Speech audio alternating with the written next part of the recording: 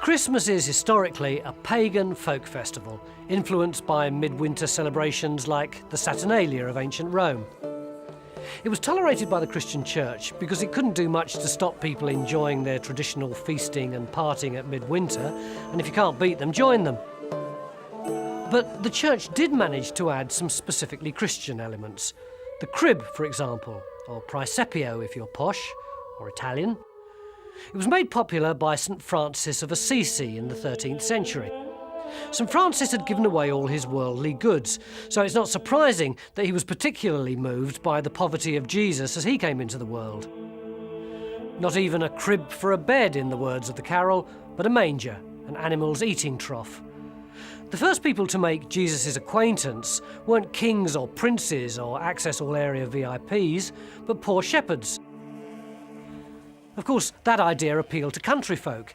In the nativity story, the peasantry, for once, had a starring role. So did animals, who were, apart from Mary and Joseph, the first to set eyes on the baby Jesus.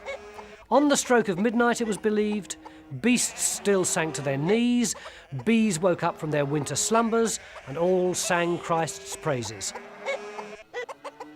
The peasants began to act out the story of the Nativity. It was, after all, a cracking good melodrama.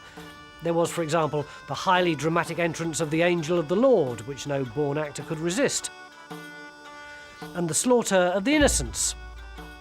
King Herod had all the children under 3 years old killed because he'd heard that a rival king had been born.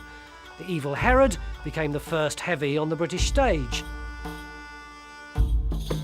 Carols told the nativity story too, or at least they do now, because carols, like so many elements of the traditional Christmas, didn't start out as Christian.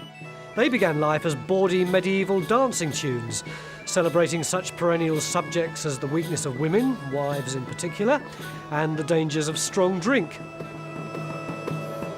Carol singers too had less than angelic origins. They go back to the English custom of the waits, a very old English custom too.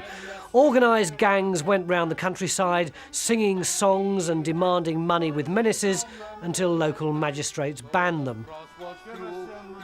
The very idea of singing half a chorus of Good King Wenceslas and then knocking on someone's door and expecting a handout. Couldn't happen today, of course.